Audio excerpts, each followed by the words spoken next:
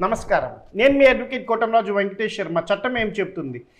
Thumbnail చూసారు కదా! అది నా అభిప్రాయం కాదది. ఈస్ట్ ఆఫ్రికా కానివ్వండి, ఆఫ్రికా దేశాలు కానీ, ప్రపంచ దేశాలు అభివృద్ధి చెందుతున్న దేశాలు అనుకుంటున్నాయి. ఇప్పటిదాకా భారతదేశాన్ని విశ్వగురువు కింద భావించాయి. మనకి ఒక స్టాండ్ ఉందని చెప్పి అనుకున్నారు. మోడీ చాలా గ్రేట్ అనుకున్నారు. కానీ ఇప్పుడు జరిగే పరిణామాలు చూస్తుంటే మోడీ ఇట్లా చేస్తున్నాడేంటి అని చెప్పి అంటున్నారు. అమెరికా వాళ్ళు 30 రోజులు మేము టైం ఇచ్చాం రష్యా దగ్గర కొనుక్కోండి అన్నది ప్రపంచ దేశాల్లో వాళ్ళు ఇట్లా భావిస్తున్నారు. అందుకని ఆ థంబ్‌నెయిల్ పెట్టాను. నా అభిప్రాయం కాదు. ప్రపంచ దేశాల ముందు ఇప్పుడు ఇండియా ఏ విధంగా ఉందనేదే దాని అభిప్రాయం. మీ అందరికీ తెలిసిందే గ్యాస్ సంక్షోభం గురించి. ఎల్‌పీజీ అందుబాటులో లేదు. హోటల్స్ అన్నిట్లో కూడా ఆపేశారు. దీంట్లో ప్రభుత్వ వైఫల్యాలు ఏమున్నాయి?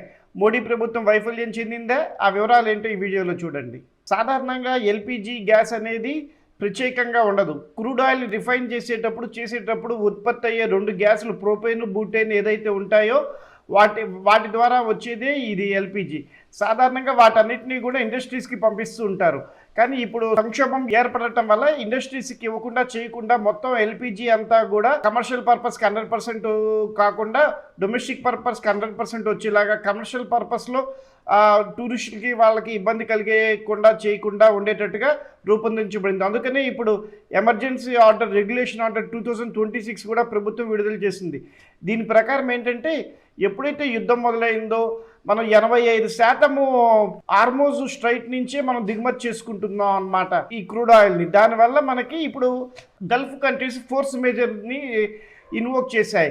అది చేయటం వల్ల యుద్ధం జరుగుతుంది కాబట్టి మేము మీకు సప్లై చేయలేకపోతున్నాము అన్నారు. దీనివల్ల ఈ పెట్రోనెట్ కానీ ఇతర గ్యాస్ సంస్థలు మన దగ్గర ఏవైతే ఉన్నాయో ఆ బీపీసీఎల్, ఐఓసీఎల్ వీళ్ళందరూ కూడా పెట్రోలియంకి సంబంధించిన వాళ్ళు, గ్యాస్కి సంబంధించిన సంస్థలు వీళ్ళల్లో సబ్సిడరీ కంపెనీస్ ఉన్నాయి. వాళ్ళు ఎవరికైతే కమర్షియల్గా సప్లై చేస్తున్నారో ఎల్‌పీజీస్ వాళ్ళకి మేము సప్లై చేయలేము అని చెప్పేసి వాళ్ళు కూడా ఫోర్స్ మేజర్ యాక్ట్ని ఇన్వోక్ చేయడం జరిగింది. దానివల్ల ఇప్పుడు మేజర్ నగరాల్లో హైదరాబాదు, చెన్నై, ముంబై, ఢిల్లీ చాలా నగరాల్లో చాలా హోటల్స్ మూసివేయబడ్డాయి ఈ గ్యాస్ లేకపోవడం వల్ల. అందుకని బ్లాక్ మార్కెట్లో కూడా తరలించడం జరిగింది. కానీ ప్రభుత్వం బ్లాక్ మార్కెట్ని అరికట్టడంలో పూర్తిగా విఫలమైంది. 1100 ఇప్పుడు 1900, 2500 కూడా అమ్ముతున్నారు గ్యాస్ని. ఇది ప్రభుత్వం ముందు నుంచి చర్యలు తీసుకోవటం వల్ల వచ్చింది. అసలు ప్రభుత్వము ఎందుకు ఈ సంక్షోభం ఏర్పడేలా చేసింది? దాన్ని నివారించే అవకాశం ఉంది, ఖచ్చితంగా ఉంది.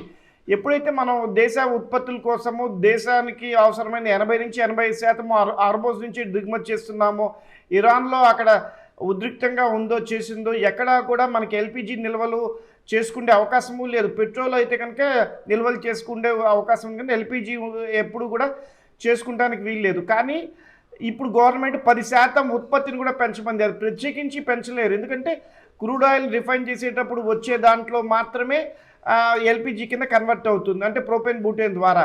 ఇప్పుడు ఆల్రెడీ 90-95% ఉత్పత్తి మనకు ఆల్రెడీ ఇండియాలో జరుగుతోంది. దాన్ని ఇప్పుడు 10% పెంచడం అంటే కూడా చాలా కష్టము. మనకు అన్ని వనరులు కూడా లేవు. అందుకని అది పెంచిన శాతం కూడా మనకి ఎక్కడా సరిపోదు.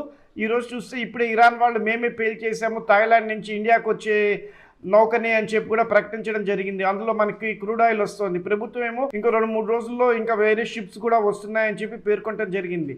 ఇవన్నీ చెందిన ప్రభుత్వం కనుక ముందే జాగ్రత్తలు తీసుకొని ఉంటే దీన్ని నివారించగలిగేది. ఎక్కడా దాని శ్రద్ధ చూపలేదు. ఈ ఖమేనీ గారిని చంపేసే ముందు రోజు మనం ఇజ్రాయెల్ దగ్గరే ఉన్నాము, మోడీ గారు అక్కడే ఉన్నారు. మోడీ గారికి అప్పటికి అది తెలిసి ఉండకపోవచ్చు. తెలిసి ఉన్నట్లయితే కనుక జాగ్రత్తలు తీసుకుంటాడు. అయినా ఇరాన్లో ఉద్రిక్తత ఎప్పుడైతే ఏర్పడిందో దానికి తగ్గట్టుగా ఎల్‌పీజీకి ఏమేమి జాగ్రత్తలు తీసుకొని ఉంటే బాగుండేదో ఇప్పుడు చూద్దాం. ప్రభుత్వము ఏకపక్ష మార్గంలో దిగుమతుల్ని ప్రోత్సహించడము, ఇతర మార్గాలను అన్వేషించకపోవడం అనేది ప్రభుత్వం వైఫల్యం చెందిందనుకోవచ్చు. గత 12 ఏళ్ళుగా చేస్తున్నప్పుడు ఇట్లాంటి సంక్షోభం ఏదైనా వస్తే ఏ విధంగా జాగ్రత్తలు తీసుకోవాలని చెప్పి ప్రణాళికాబద్ధమైన ఆలోచన ఎక్కడా చేయలేదు. జరుగుతోంది కదా జరగనివ్వండి అన్నారే తప్ప ఇట్లాంటి వాటికి జాగ్రత్తలు తీసుకోకపోవటం ప్రభుత్వ వైఫల్యం కిందే భావించాలి.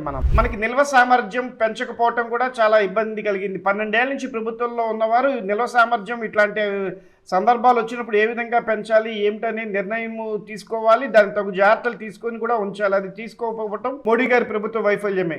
ఎందుకంటే స్ట్రాటజిక్ రిజర్వ్స్ లేకపోతే చిన్న అంతరాయం వచ్చినా హార్మోజ్ దగ్గర మనకి దేశం స్తంభించిపోయేంత దారుణమైన స్థితిలో ఉన్నప్పుడు దానికి తగ్గట్టు చర్యలు తీసుకోవడానికి వీళ్ళని ఎన్నుకుంటున్నామే తప్ప వీళ్ళకి ఓట్లు వేసేది మనకి చిన్న పనులు చేయడానికి చెందడానికి కాదు.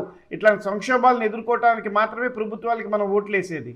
బ్లాక్ మార్కెటింగ్ జరుగుతున్న సరఫరా అనేది 21 రోజుల నుంచి 25 రోజులకి పెంచడంలో చర్యలు తీసుకున్న ప్రభుత్వం బ్లాక్ మార్కెటింగ్ అరికట్టడంలో పూర్తిగా విఫలమైంది. అట్లాంటి చర్యలు కూడా ఎక్కడ రూపొందించలేదు ప్రభుత్వం. ఈ ఇబ్బంది భారత్కి మాత్రమే కాదు, ఇతర దేశాలు పాకిస్తాన్, శ్రీలంక, బంగ్లాదేశ్ అన్నీ కూడా ఇబ్బందులు పడుతున్నాయి. వాళ్ళు కూడా మళ్ళాగా ఎటువంటి స్ట్రాటజీ ప్లాన్ లేకపోవటం వల్ల, చేయకపోవటం వల్ల ఇబ్బంది పడుతున్నారు. మన పాకిస్తాన్లో చూసినట్టయితే 15 రోజులకి మాత్రమే స్టాక్ ఉంది. శ్రీలంక, బంగ్లాదేశ్లో ఆల్రెడీ ప్యానిక్కి గురైనాయి. అక్కడ ఎనర్జీ వేకప్ కాల్ కూడా ఇచ్చారు. పాకిస్తాన్లో చాలా స్కూల్స్ కూడా మూతపడ్డాయి. ఉద్యోగులకి 4 రోజుల సెలే ఇచ్చారు. సగం మంది హాజరవ్వాలన్నారు. ఇట్లాంటి చర్యలు చాలా తీసుకున్నారు. మన వాళ్ళు ఇట్లాంటి చర్యలు కూడా ఏమీ తీసుకోలేదు, చెందలేదు, ఇప్పటిదాకా చెందలేదు. దానివల్లే తీవ్రత ప్రభావం ఎక్కువయ్యేటట్టుంది. ఏదన్నా హోటల్స్ మీద ఆధారపడే పరిశ్రమ స్విగ్గీ, జొమాటో కానివ్వండి, లేకపోతే ఎవరైతే కార్మికులు దాని మీద ఆధారపడి పనిచేస్తున్నారో వాళ్ళందరికీ కూడా గడ్డు రోజులుగా చెప్పుకోవచ్చు. ఇది దేశం మొత్తం మీద ఆర్థిక వ్యవస్థను ప్రభావితం చేస్తుంది, టూరిజం వ్యవస్థను కూడా ప్రభావితం చేస్తుంది. మనం ఈ విదేశీ ఇంధనాలపై ఆధారపడటం తగ్గించి సోలారు, ఇండక్షన్ ఇట్లాంటి పద్ధతుల మీద, అధునాతన పద్ధతుల మీద కాన్సన్ట్రేషన్ చేయలేదు ప్రభుత్వం. ఎప్పుడు కూడా మోడీ ప్రభుత్వం అధునాతన ఎనర్జీస్ మీద కనుక కాన్సన్ట్రేషన్ చేసి ఉన్నట్లయితే కనుక ఇప్పుడు ఈ గడ్డు రోజులను ఎదుర్కొనే అవకాశం ఉండేది. అందుకనే ప్రభుత్వం ఇప్పటికైనా కళ్ళు తెరిచి సోలారు, ఇండక్షను, ఇతర హైడ్రోజన్ మార్గాల్లో ఉత్పత్తి వీటన్నిటిని కూడా ప్రోత్సహించాలి, చేయాలి, చెందాలి. పోనీ అమెరికా మనకేమైనా సహాయం చేసిందా అంటే ఇక్కడైతే 5 నుంచి 7 రోజుల్లో వచ్చే షిప్ అమెరికా నుంచి రావాలంటే 20-30 రోజులు పడుతుంది. అది చాలా ఇబ్బంది. అంతేకాకుండా ఇప్పుడు అమెరికా వాళ్ళు ఏం చెప్తున్నారు, మేము పర్మిషన్ ఇచ్చాము రష్యా నుంచి మీరు ఆయిల్ తీసుకోవచ్చు అని చెప్తున్నారు. వాళ్ళెవరు మనకి పర్మిషన్ ఇవ్వడానికి? అమెరికా వాళ్ళు ఎవరు అంటే మనది సోవరెన్ కంట్రీ కాదా? మనం అమెరికా దాసోహం మీద బతుకుతున్నామా, చేస్తున్నామా? దీన్ని ఇప్పటిదాకా భారతదేశ ప్రభుత్వం కూడా ఖండించలేదు. ఇది చాలా దారుణం. వాళ్ళెవరు ఇవ్వటానికి, మనమెవరు తీసుకోవడానికి? మనము రష్యా నుంచి గత కాలం నుంచి చక్కటి రిలేషన్షిప్ మెయింటైన్ చేస్తున్నాము. రష్యా వాళ్ళు వాళ్ళ దగ్గర మనం కొనకపోయినా ఇంత క్లిష్ట సమయంలో కూడా వాళ్ళు మనకు సరఫరా చేస్తున్నారంటే వాళ్ళు మనకి గతంలో ఎంతో సహాయం చేశారు, ఇప్పుడు కూడా సహాయం చేస్తున్నారు. అది మనం గమనించుకోవాలి. ఇప్పటికైనా అమెరికా చెరల్లో నుంచి బయటకు వచ్చి రష్యా లాంటి మంచి మిత్ర దేశాలతో మనం ముందుకు వెళ్ళాలి, చేయాలి. అప్పుడే మన దేశానికి మంచి జరుగుతుంది. అంతేకాకుండా అధునాతన పద్ధతుల్లో అన్ని కూడా డెవలప్ చేసి ఎల్పిజి గల్ఫ్ దేశాల మీద ఆధారపడటం తగ్గించాలి. ఇది ఈ రోజుతో పోయేది కాదు. ఇరాన్లో ఎప్పటిదాకా ఉంటుందో తెలియదు, మళ్ళీ ఎప్పుడు మొదలవుతుందో కూడా తెలియదు, ఎప్పుడు కక్షలు కార్పణ్యాలు ఉంటాయో కూడా తెలియదు. కమేనీ ఏదో విధంగా 85 ఏళ్ళు వారికి ఉన్నాయి. వారు ఎప్పటికైనా సరే స్వర్గస్థులు అవటం ఖాయం. వారిని చంపేయటం దారుణం. అట్లా చంపేసిన దాని మీద ఇట్లాంటి గడ్డు రోజులు తీసుకొచ్చింది అమెరికానే. అట్లాంటి అమెరికాకి మనం ఎందుకు సపోర్ట్ చేయాలనేది మీరందరూ కూడా ఆలోచించాలి. అతను బతుకున్నట్లయితే ఇట్లాంటి సంక్షేమం వచ్చేది కాదు, ఇట్లాంటి యుద్ధం వచ్చేది కాదు. వారు ఎప్పుడు కూడా నియంత్రించేవారు. కమేనీ గారు లేకపోవటం వల్ల ఇప్పుడు యుద్ధం తీవ్రతరమైంది. ఒక గొడుగు కింద ఉన్న వాళ్ళందరూ విడిపోయి ఇట్లాంటి దాడులు చేస్తున్నారు, చెందుతున్నారు. కమేనీ గారు 40 ఏళ్ళు పరిపాలించిన ఎప్పుడు కూడా హార్మోజ్ నుంచి ఒక షిప్ ఆగలేదు. ఎప్పుడు కూడా ఒక షిప్కు కూడా ఇట్లా మంటలు పెట్టింది, పేల్చివేసినవి లేవు. ఇవన్నీ ఇప్పుడు జరుగుతున్నాయంటే దానికి పూర్తి బాధ్యత అమెరికా, ఇజ్రాయెల్ వహించాలి. మీ కోటంరాజు వెంకటేష్ శర్మ, జై హింద్.